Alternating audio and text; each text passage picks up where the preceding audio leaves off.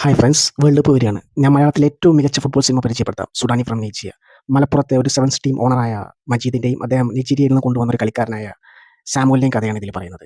മജീദ് ഒരു ഒടുക്കത്തെ ഫുട്ബോൾ ഭ്രാന്തനാണ് ഈ സിനിമയിൽ. അതായത് മജീദിൻ്റെ ഫുട്ബോൾ ഭ്രാന്ത് കാണിക്കുന്ന ഒരു സീനുണ്ട് ഈ സിനിമയിൽ.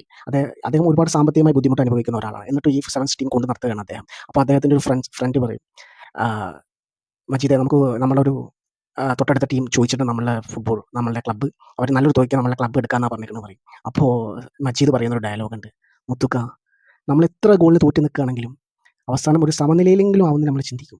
ബുദ്ധി കൊണ്ട് തോക്കുന്നു പറഞ്ഞെങ്കിലും മനസ്സുകൊണ്ട് നമ്മൾ ജയിക്കുമെന്ന് വിചാരിക്കും. ആ തോന്നൽ എന്ന് അവസാനിക്കുന്നു അന്ന് എൻ്റെ ഫുട്ബോൾ ഭ്രാന്തം അവസാനിക്കും. അതായത് മജീദ് അത്രയും പ്രണയിക്കുന്നുണ്ട് ഫുട്ബോളിനെ.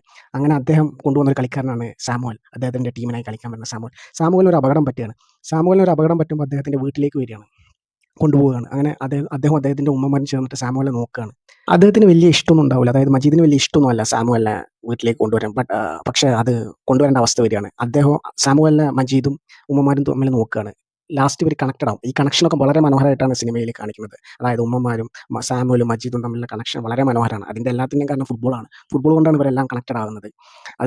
സാമുവൽ ഒരുപാട് പ്രശ്നം ഉണ്ടാവും. സാമുവൽ നൈജീരിയയിൽ ഒരുപാട് ബുദ്ധിമുട്ട് അനുഭവിക്കുന്ന ഒരാളാണ് ഫാമിലിപരമായിട്ട്. അപ്പോൾ അദ്ദേഹത്തിൻ്റെ പാസ്പോർട്ടിന് പല പ്രശ്നങ്ങളുണ്ടാവും, ഒരുപാട് പ്രശ്നങ്ങളുണ്ടാവും. എല്ലാ പ്രശ്നങ്ങളും തീർത്തതിന് ശേഷം മജീദ് സാമുവലിനെ എയർപോർട്ടിൽ കൊണ്ടാക്കുകയാണ്. മജീദും ഫ്രണ്ട്സും സാമുവലും കൂടി എയർപോർട്ടിൽ പോവുകയാണ്. അപ്പോൾ ലാസ്റ്റ് സാമുവൽ എയർപോർട്ടിൽ എത്തിയിട്ട് താങ്ക്സ് മാത്രമേ മജീദിനോട് പറയാനുള്ളൂ.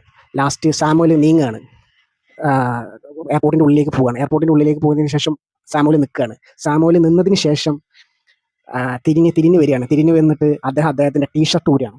അദ്ദേഹത്തിൻ്റെ ടീഷർട്ട് ഊരി അത് മജീദിന് കൊടുക്കുകയാണ്. മജീദും ടീഷർട്ട് ഊരി തിരിച്ച് സാമുവലിന് കൊടുക്കുകയാണ്.